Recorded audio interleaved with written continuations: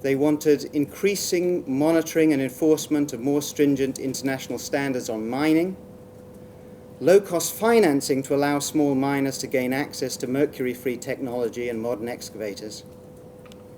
There was a call for the resolution of outstanding titling of Amerindian lands, the recognition of historic stewardship role of indigenous peoples, including a recognition of the carbon-neutral nature of traditional rotational agriculture.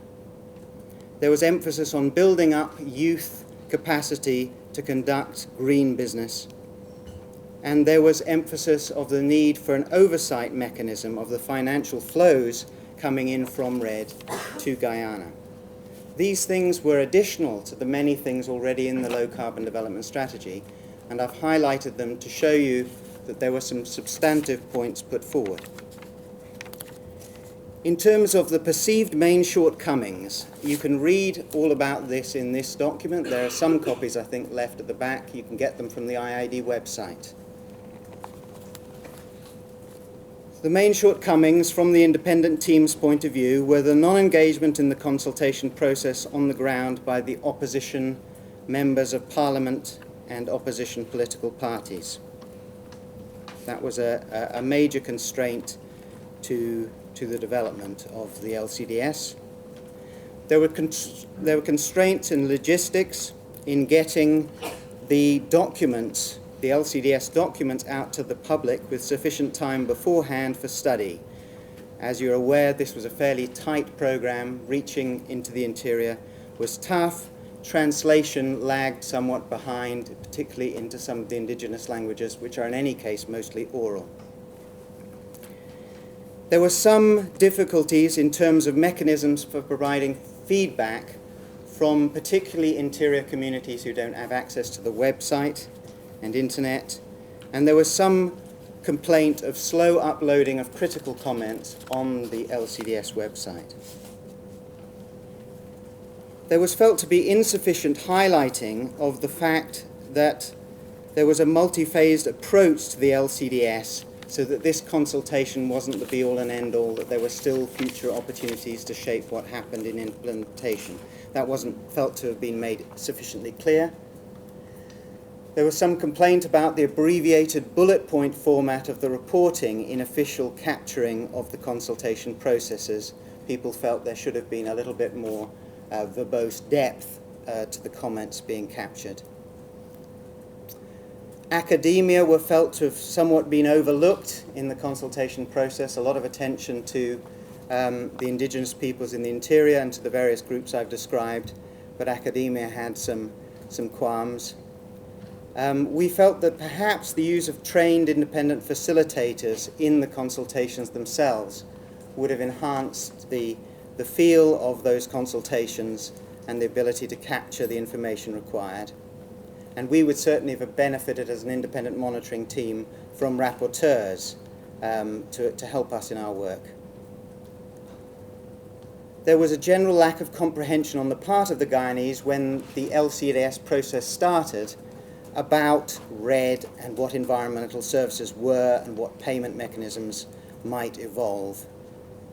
And also there was a need for a risk assessment for those groups who were unfamiliar with REDD. So these are a list of what we felt were shortcomings of the process. But I don't want to leave this meeting with the feeling, with the list of shortcomings, because all processes of this type have shortcomings. Instead, I'd like to conclude with 4 points. My first point is largely based on an independent assessment of taxi drivers in Georgetown. Almost everyone in Guyana has heard about the low carbon development strategy. Almost everyone has an opinion on it. Some people are really quite articulate about their opinions of it, and I think that's a tribute to the consultation process. My perception from speaking with members in Guyana is that almost nobody disagrees with the benefits of the low carbon development strategy in principle. Some people have other reasons for wanting to see the LCDS fail, but I don't think it's based on what the LCDS is. As a model of consultation, we feel that Guyana's example has provided a sound and credible global model about which future consultative exercises in relation to REDD could be based. And really, finally, the point is that the revision of and implementation of the revised low-carbon development strategy will be the ultimate test of this consultation process, in line with some of the additions I've laid out. Thank you very much. Thank you very much, Duncan. I think Sonia here is going to have the microphone, and she has to get to you before you can ask a question. Who's going to do it? David Young. David is, right. So David is the person with the microphone. So if you want to ask a question, ask him first of all. I'm going to start by saying that when we were at ITN at Westminster, on occasions, MPs who we didn't know used to wander into the studio and say, "I'm here to be interviewed." And we used to look at them and think, we don't know why they're here, but let's just sit them down. And we would ask them 3 questions. And it seems to me that those 3 questions are at the heart of this. Will it work? What will happen to the money? And is it a good model for others to follow? And if you ask them those questions, by the end of those 3 questions, you had a pretty clear idea of why they were sitting in front of you. So with that, I'm actually going to hand this over. The gentleman in the blue shirt there. Could you identify yourself before you speak? Nelson, I'm a journalist, which is why this might be seem rather negative. Am I right to be worried, or am I being ridiculously negative? I don't know anything about. I can't possibly comment on this scheme. I haven't been there. I haven't read about it. But if the more successful this is, and it sounds good, the greater the danger for the REDD talks in Copenhagen, in the sense that there's many unfinished issues about REDD. Some of them quite disturbing. And in the rush to REDD, people are going to hold up Guyana. I mean, the protagonists will hold up this project. So you see, everything's fine. We've got a good project. It works. Let's sign the REDD agreement and get on with it. When even though some of the language has not yet been thrashed out, leaving some terrible loopholes potentially in the REDD agreement.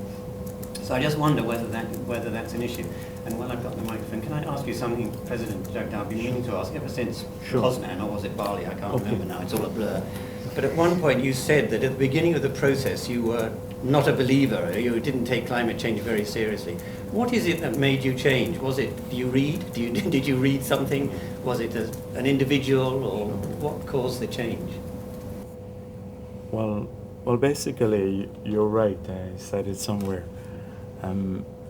In 1997, when the Kyoto Protocol was signed, I was Minister of Finance at that time. I became president in 1999. And I never paid attention to it. This issue was never discussed at the cabinet.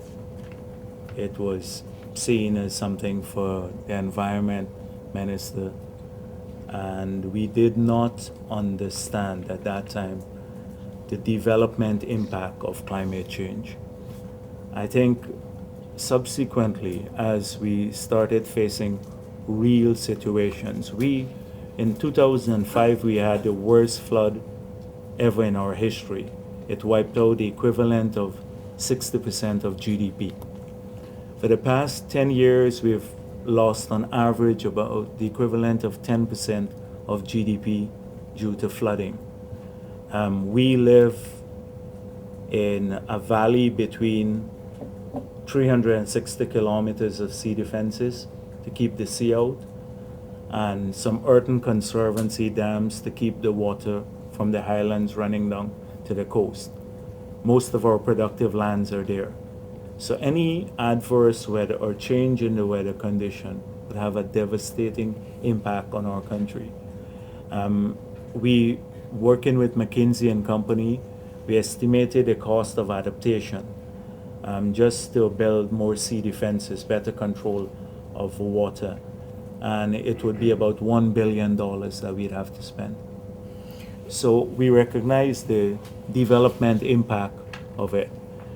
So that's how I became a believer. But also, we don't want to just complain about the issue. We want it to be part of the solution. The other question, I'm hoping that this would actually help with the agreement in Copenhagen. that people who have been